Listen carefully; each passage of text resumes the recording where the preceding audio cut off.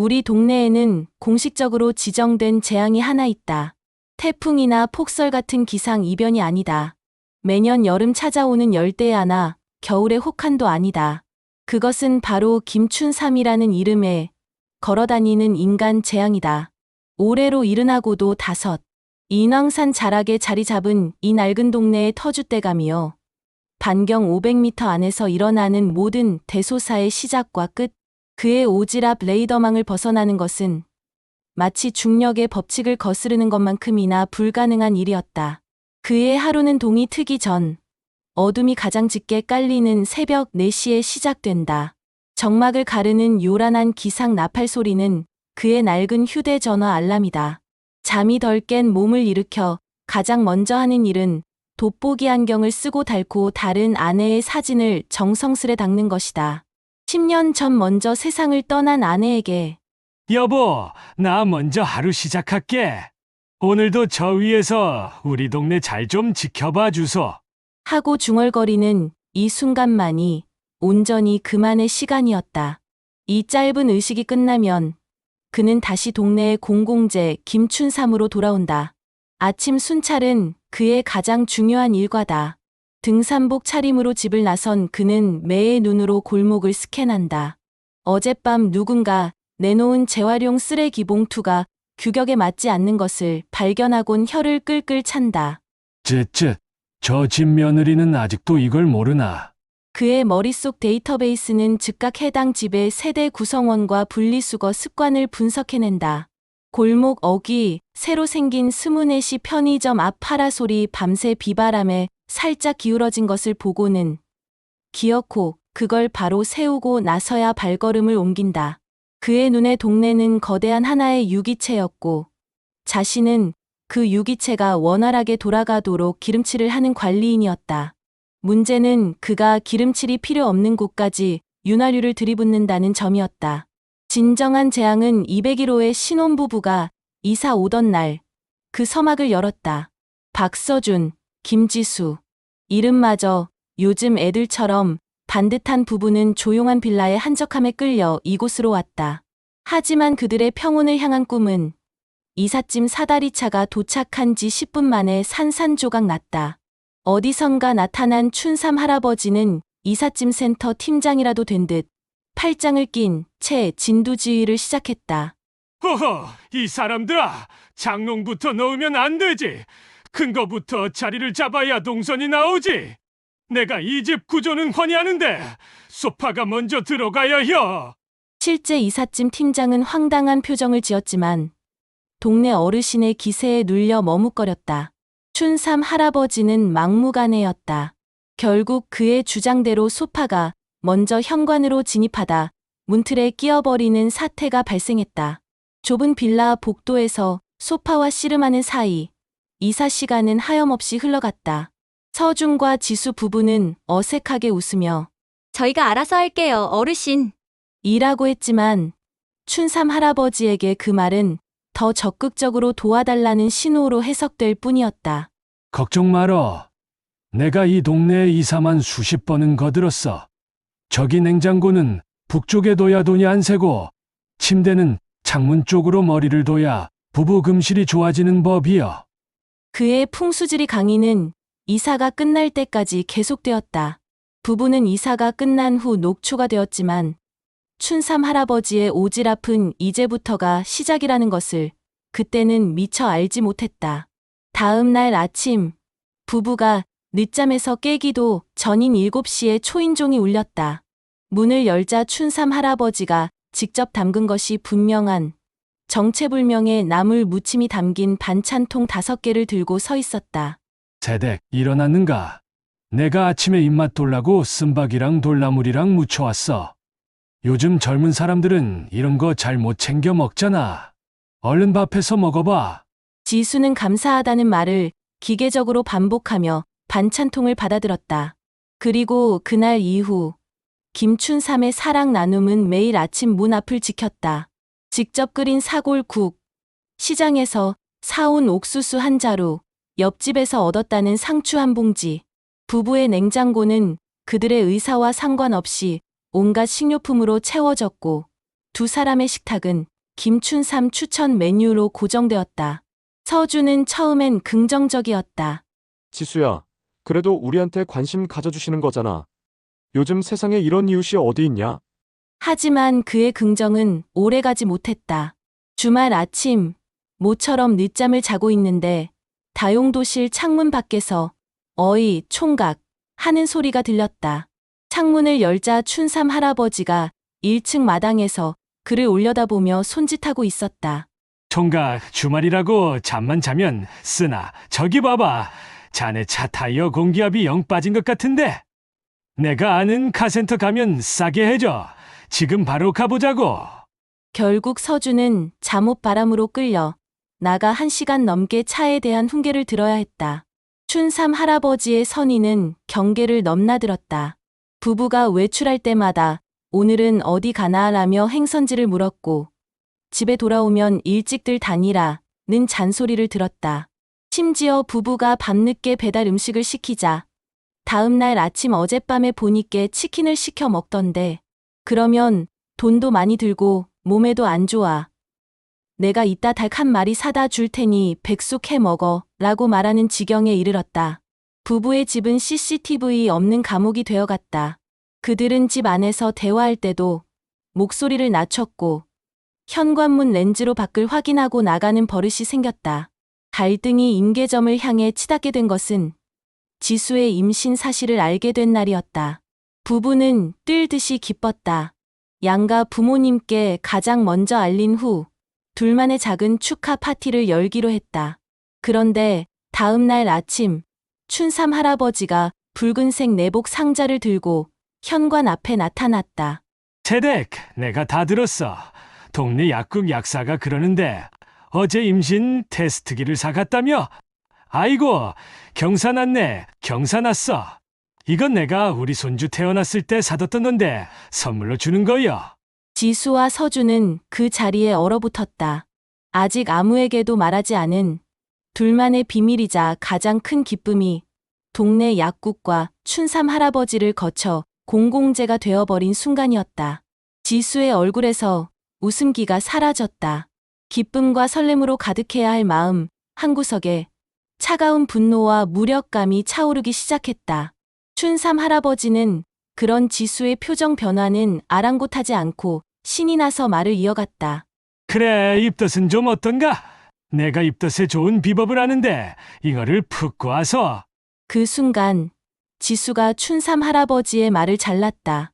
그동안의 미안함과 고마움, 부담감이 뒤섞인 목소리가 아니었다. 얼음장처럼 차갑고 단호한 음성이었다. 할아버지, 저희 아직 아무한테도 말씀 안 드렸어요. 이건 저희 부부한테 정말 중요한 일이란 말이에요. 춘삼 할아버지는 순간 말을 잃었다.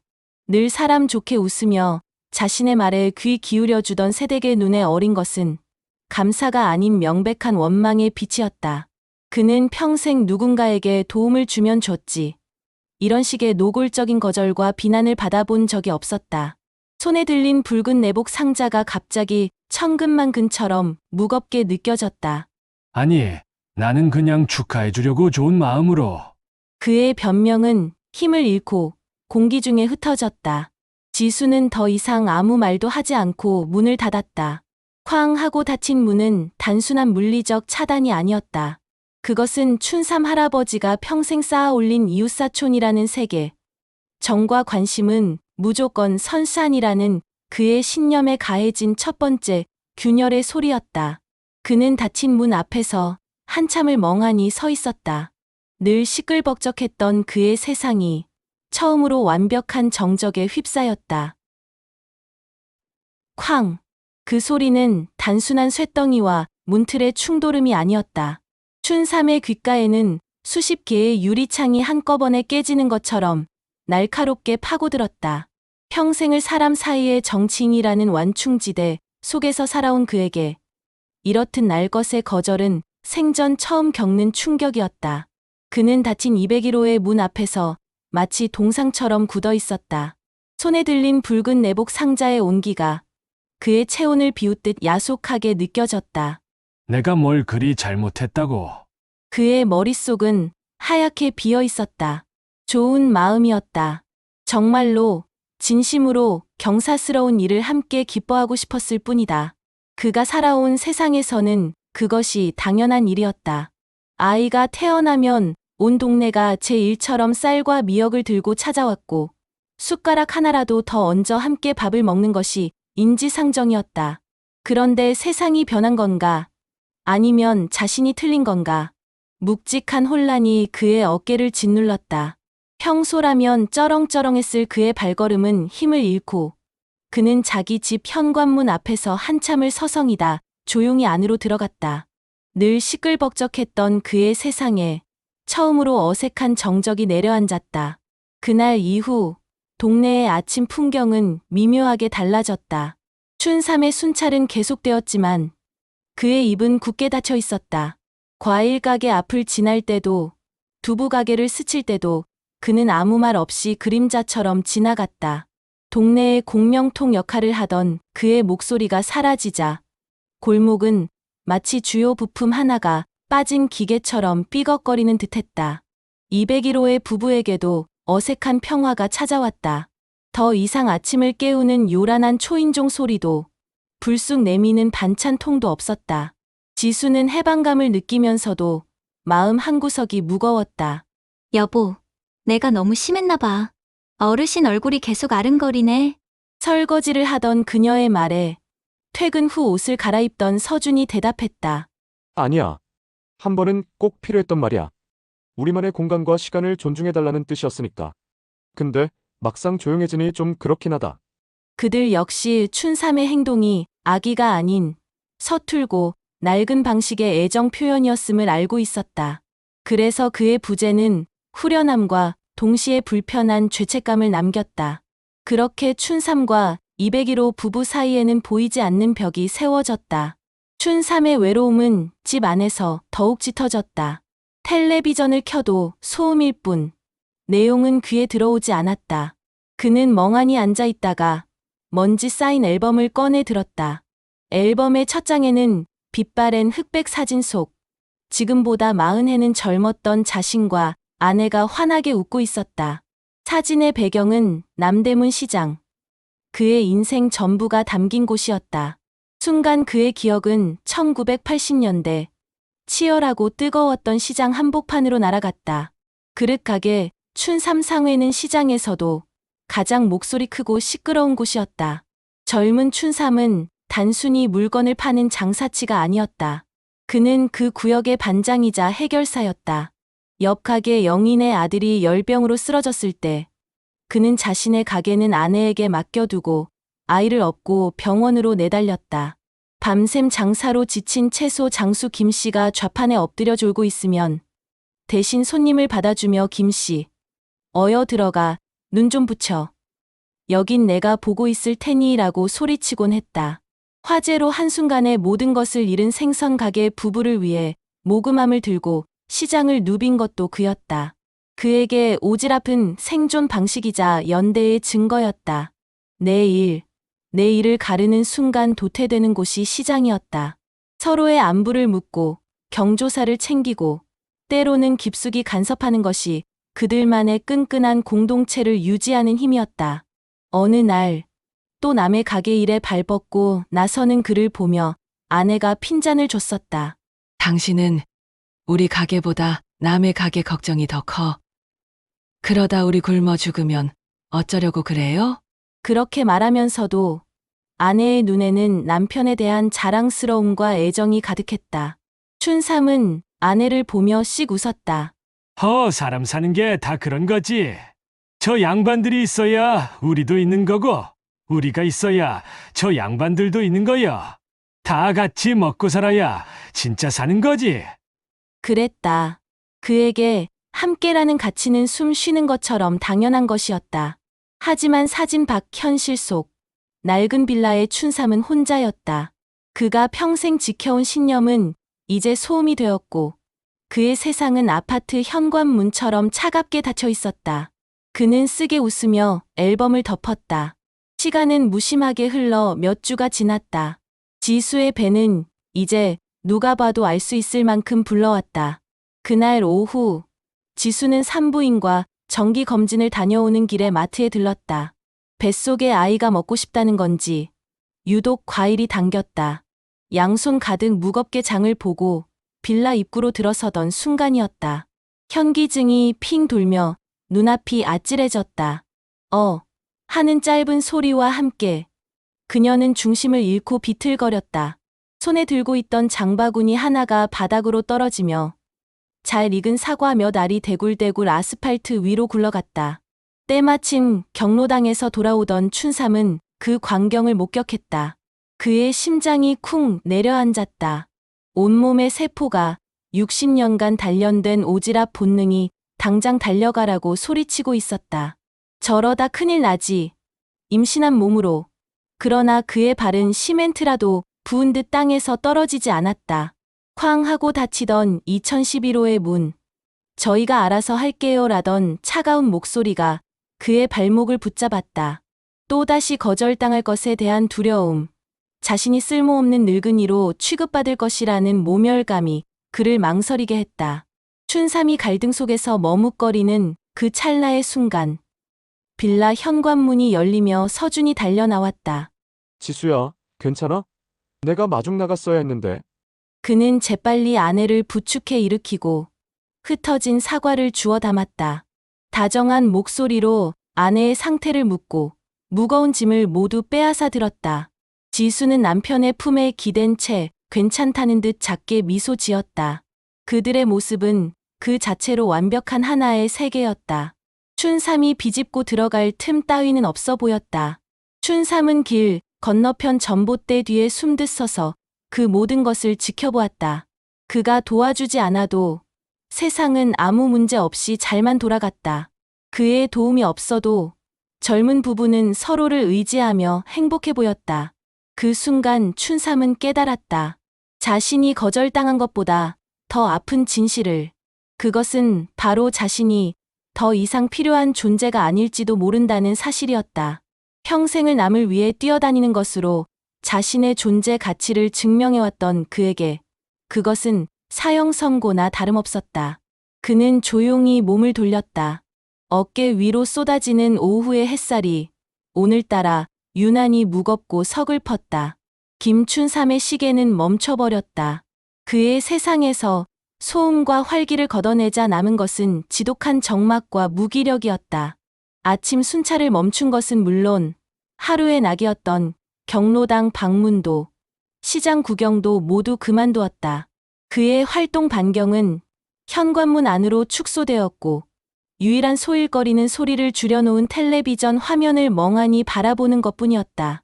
달아빠진 소파에 파묻힌 그의 굽은 등은 한 시대가 저물고 있음을 보여주는 쓸쓸한 상징처럼 보였다. 동네는 서서히 그의 부재를 인지하기 시작했다. 처음엔 며칠 편하다고 생각했던 상인들도 일주일이 넘도록 그의 호통 섞인 목소리가 들리지 않자 슬슬 걱정이 피어올랐다. 두부집 양반 춘삼이 형님 못 봤소? 며칠째 코팽이도 안 비치시네. 어디 편찮으신가? 그러게 말이야. 그 양반이 저렇게 조용할 사람이 아닌데 뭔 일 있는 거 아니여? 늘 그 자리에 있어 귀찮고 성가시게만 여겼던 동네의 공공재가 침묵하자 사람들은 비로소 그의 존재가 차지하고 있던 거대한 공백을 느끼기 시작했다. 그 공백의 진원지인 201호의 부부는 누구보다 무거운 마음으로 하루하루를 보내고 있었다. 지수는 죄책감의 입맛까지 잃었다. 그녀의 날 선 한마디가 한 사람을 세상 밖으로 나오지 못하게 만들었다는 생각이 머릿속을 떠나지 않았다. 여보, 할아버지가 정말 우리 때문인 것 같아. 내가 너무 심하게 말해서 마음의 병이라도 얻으신 거면 어떡하지? 얼굴 뵐 면목이 없어서 찾아가 보지도 못하겠고. 불안해하는 아내의 어깨를 감싸며 서준이 말했다. 내가 내일 퇴근하고 과일이라도 좀 사들고 가볼게. 가서 그냥 죄송하다고, 우리 마음은 그게 아니었다고 말씀드려야겠어. 그들 사이에 엉킨 실타래는 풀고 싶어도 어디서부터 시작해야 할지 모르는 그런 답답한 상태로 며칠이 더 흘렀다.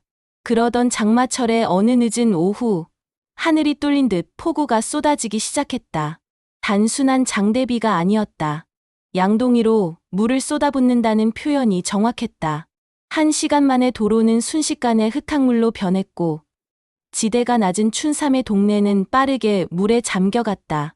특히 낡은 배수시설은 역류하기 시작했고 골목은 삽시간에 성난 강처럼 변해버렸다. 비극은 가장 약한 곳부터 시작되었다.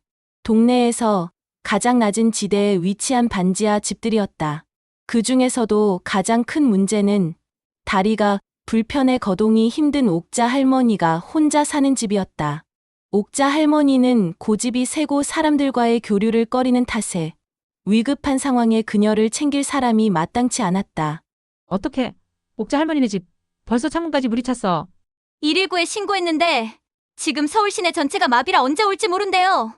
2층 창밖으로 아수라장이 된 골목을 내려다보던 지수와 서준의 얼굴이 하얗게 질렸다. 사람들의 비명과 빗소리가 뒤섞여 마치 재난 영화의 한 장면 같았다. 그 순간이었다. 몇 주 동안 죽은 듯 고요했던 춘삼의 집 현관문이 벌컥 열렸다. 텔레비전 소리보다 더 큰 바깥의 소란의 창밖을 내다본 춘삼은 단박에 상황의 심각성을 파악했다. 그의 눈에 흙탕물이 차오르는 옥자 할머니의 반지하 창문이 정확히 꽂혔다. 그는 이 동네의 모든 집과 골목의 역사를 꿰뚫고 있었다. 어느 곳이 가장 먼저 잠기는지, 옥자 할머니가 얼마나 고집불통인지, 그리고 그녀의 낡은 현관문이 비가 오면 얼마나 뻑뻑하게 뒤틀리는지까지 그의 안에서 망설임과 본능이 격렬하게 충돌했다. 내가 나선다고 누가 알아주나 하는 체념과 저러다 사람 죽는다 하는 위기감이 그의 심장을 마구 두들겼다. 망설임은 길지 않았다. 그의 눈이 6.25 때 폭탄이라도 본 것처럼 번뜩였다. 평생 몸에 밴 책임감, 사람을 구해야 한다는 원초적인 본능이 그의 모든 상처와 무기력을 집어삼켰다. 그는 창고에서 낡았지만 손에 익은 쇠질의 떼바루와 커다란 장도리를 찾아 들고 집 밖으로 뛰쳐나갔다. 춘삼의 등장은 마치 폭풍우 속 등대 같았다. 그는 허벅지까지 차오른 흙탕물을 가르며 고함쳤다. 최 사장, 가게 앞에 있는 차단기부터 내려. 이러다 전기 올라서 다 감전돼 죽어. 우왕좌왕하던 과일가게 최 사장은 그의 호통에 정신을 차리고 가게로 달려갔다. 춘삼은 망설임 없이 다음 목표를 찾았다. 창밖을 보고 있던 서준과 눈이 마주쳤다. 201호 총각. 젊은 사람이 그렇게 보고만 있을 거야. 힘 좀 써야지. 나 좀 도와. 119 기다리다간 오늘 옥자 할매 제사 지내게 생겼어. 그것은 부탁이 아닌 명령이었다. 서준은 자신을 부르는 소리에 심장이 덜컥 내려앉았지만 춘삼의 절박하고 비장한 눈빛에 자신도 모르게 고개를 끄덕였다. 그는 아내에게 지수야, 문 잠그고 절대 나오지 마라고 외치고는 계단을 뛰어 내려갔다. 춘삼과 서준, 가장 어색했던 두 남자는 순식간에 구조 동지가 되어 거친 물살을 헤치고 옥자 할머니의 집으로 향했다. 이미 반지하 현관문은 절반 가까이 물에 잠겨 있었다. 춘삼이 문고리를 잡고 당겼지만 수압 때문에 꿈쩍도 하지 않았다. 안에서는 희미하게 살려줘 하는 옥자 할머니의 목소리가 들려왔다. 젠장 이럴 줄 알았지. 총각, 내가 지렛대로 틈을 벌릴 테니 자네는 있는 힘껏 어깨로 문을 밀어. 하나, 둘, 셋에 한 거야. 춘삼이 쇠지렛대를 문틈에 박아넣고 육중한 몸을 실어 당겼다. 끼익 하고 낡은 문이 비명을 질렀다. 서준은 춘삼의 구령에 맞춰 젖먹던 힘까지 다해 문을 어깨로 들이받았다. 창문 너머로 지수는 두 손을 모은 채 심장이 터질 듯한 공포 속에서 위태로운 두 남자의 뒷모습을 지켜보고 있었다. 춘삼의 오지랖이 단순한 참견이 아니었음을, 그의 경험과 고집이 누군가의 생명을 구할 수도 있는 힘이었음을 동네 사람들 모두가 깨닫기 시작하는 순간이었다. 하나, 둘, 셋. 춘삼의 구령은 포구 소리를 뚫고 서준의 고막에 명확히 박혔다. 서준은 이를 악물고 젖은 문에 온몸을 던졌다. 쿵! 둔탁한 소리와 함께 어깨에 격통이 밀려왔지만 문은 야속하게 버티고 섰다. 안에서는 이제 옥자 할머니의 기침 소리와 함께 물에 잠긴 가구가 부딪히는 불길한 소리가 들려왔다. 시간은 그들의 편이 아니었다. 흙탕물은 이미 어른의 허리춤을 넘어 가슴을 향해 꾸역꾸역 차오르고 있었다. 할아버지, 안 되겠어요.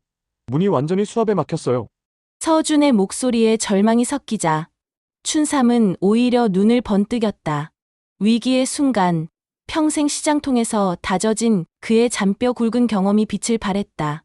총각 힘으로만 하면 안 돼. 저기 문 위쪽 경첩 보여? 낡아서 사갔을 거야. 내가 저길 쇠지렛대로 들어 올릴 테니 자네는 문 아래쪽을 발로 차. 위아래를 동시에 공략해야 해. 그의 판단은 정확했다. 서준은 춘삼의 지시에 따라 물속에 잠긴 문 아래쪽을 겨냥해 발을 뻗었다. 춘삼은 빗물과 땀으로 범벅이 된 얼굴로 쇠지렛대를 경첩 틈에 박아 넣고 온 체중을 실어 당겼다. 쇠와 나무가 마찰하며 내는 귀에 거슬리는 파열음이 울려 퍼졌다. 한 번 더. 하나, 둘, 셋. 으아, 아, 악. 서준의 기합과 함께 마침내 문짝이 뒤틀리며 경첩 일부가 터져나갔다. 쩍 하는 소리와 함께 문이 안쪽으로 열리면서 안에 갇혀있던 흙탕물이 거대한 파도처럼 쏟아져 나와 두 사람을 덮쳤다. 중심을 잃은 두 사람은 뒤로 나자빠졌지만 이내 서로를 붙잡고 일어섰다. 정신 차려. 어서 들어가. 어둡고 축축한 반지하 내부는 아수라장이었다. 물 위로 온갖 살림살이가 둥둥 떠다녔고 옥자 할머니는 방 안에서 가장 높은 장롱 위에 위태롭게 올라가 추위와 공포에 떨고 있었다. 할머니, 정신 차리세요. 저희가 왔어요. 서준이 먼저 물을 헤치고 들어가 옥자 할머니를 안심시켰다. 춘삼은 입구에서 떠다니는 나무 의자와 깨진 항아리 조각들을 치우며 퇴로를 확보했다. 평소라면 상상도 못했을 두 남자의 완벽한 호흡이었다. 서준은 옥자 할머니를 조심스럽게 엎는데 성공했다. 노인의 앙상하고 축축한 몸이 서준의 등에 착 달라붙었다. 좋아. 총각 조심해서 나와. 바닥에 뭐가 있을지 몰라. 위험해. 서준이 뒤를 돌아볼 틈도 없었다. 반사적인 외침과 함께 춘삼이 믿을 수 없는 속도로 몸을 날렸다. 그는 서준과 옥자 할머니를 옆으로 거칠게 밀쳐냈다. 그리고 다음 순간 쿡하쾅 하는 굉음과 함께 거대한 옷장이 춘삼의 왼쪽 다리를 그대로 덮쳤다. 흑. 짧은 비명. 춘삼의 얼굴이 고통으로 하얗게 질리며 일그러졌다. 그는 쓰러진 옷장에 다리가 깔린 채 차가운 흙탕물 속으로 주저앉았다. 할아버지, 옆으로 밀쳐져 넘어진 서준이 경악하며 소리쳤다. 그의 눈앞에서 벌어진 일이었다. 자신과 옥자 할머니를 구하기 위해 그토록 불편하게 여겼던 늙은 오지랖쟁이가 망설임 없이 자신의 몸을 던진 것이다. 그 순간 서준의 머릿속을 지배했던 모든 어색함과 불편함, 원망의 감정이 산산조각 났다. 정신 차리세요, 할아버지. 여보세요. 근처에서 상황을 지켜보던 동네 남자 몇몇이 달려왔다. 그들은 힘을 합쳐 옷장을 들어 올리고 축 늘어진 춘삼을 물 밖으로 끌어냈다.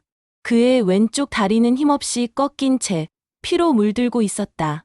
때마침 저 멀리서 그토록 기다렸던 119 구급대의 사이렌 소리가 폭우를 뚫고 희망처럼 들려오기 시작했다. 구급대원들이 도착해 일사불란하게 움직였다. 옥자 할머니는 저체온증 외에는 큰 문제가 없었지만 춘삼의 상태는 심각했다.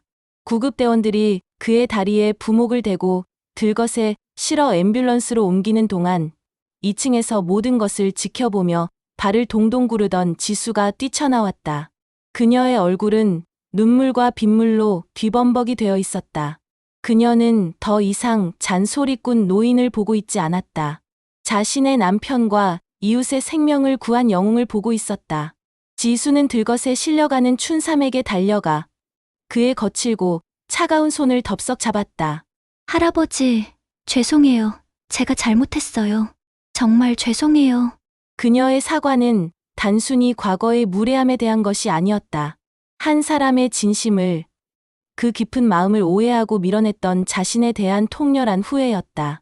창백한 얼굴로 거친 숨을 몰아쉬던 춘삼이 힘겹게 눈을 떴다. 그는 고통 속에서도 희미하게 웃으며 오히려 지수의 손을 약하게 다독였다. 뭘 그까짓 거 가지고 새댁이랑 뱃속 아기나 무사하면 됐어. 그 극한의 고통 속에서도 그의 첫마디는 자신을 원망했던 젊은 부부와 그들의 아직 태어나지 않은 아이에 대한 걱정이었다. 곁에 서 있던 서준은 고개를 숙인 채 흐르는 눈물을 감추지 못했다.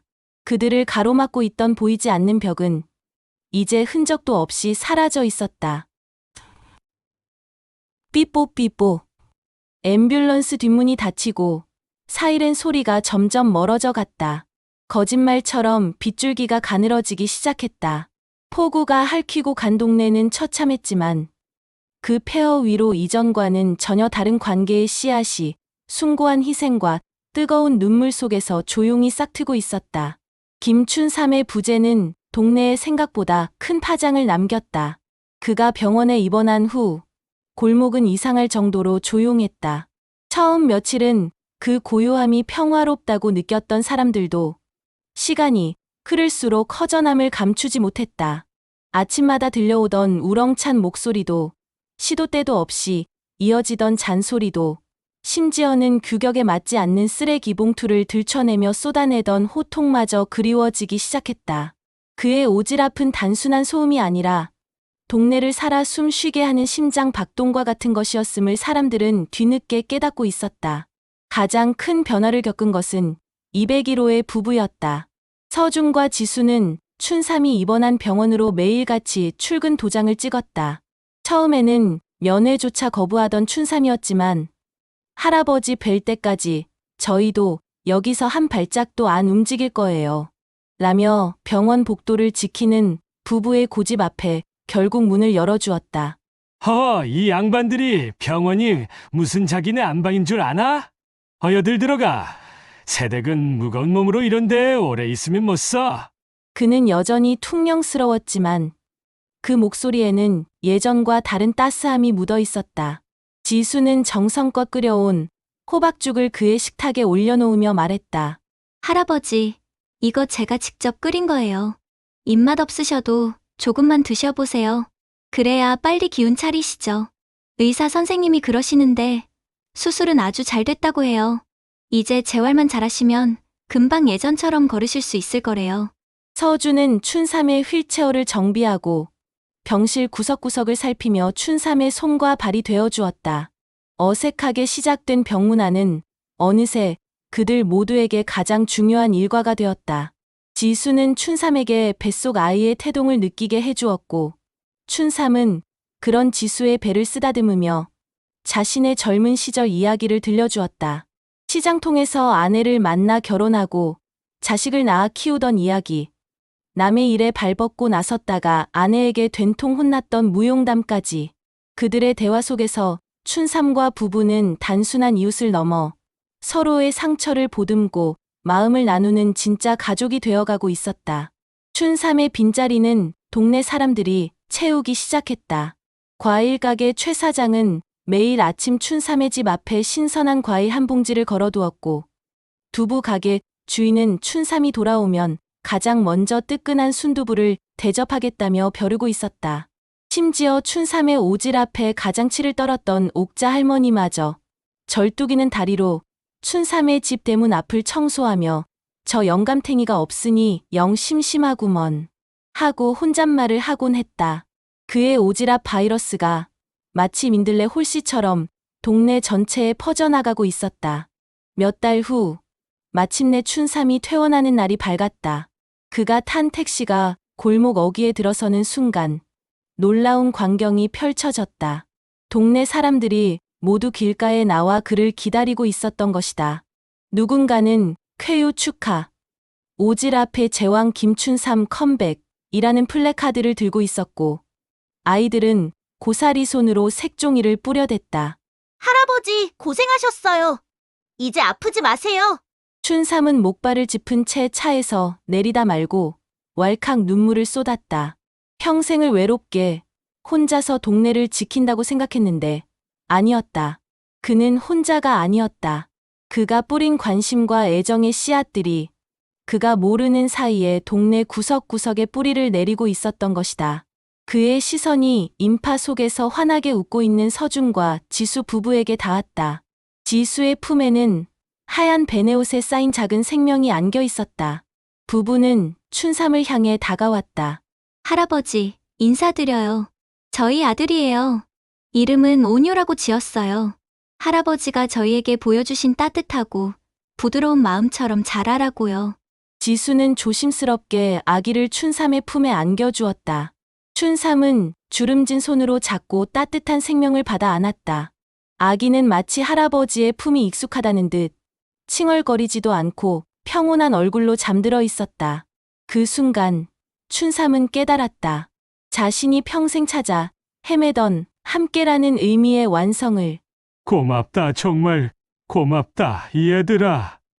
그날 저녁 춘삼의 집 마당에서는 조촐하지만 그 어느 때보다 풍성한 잔치가 열렸다.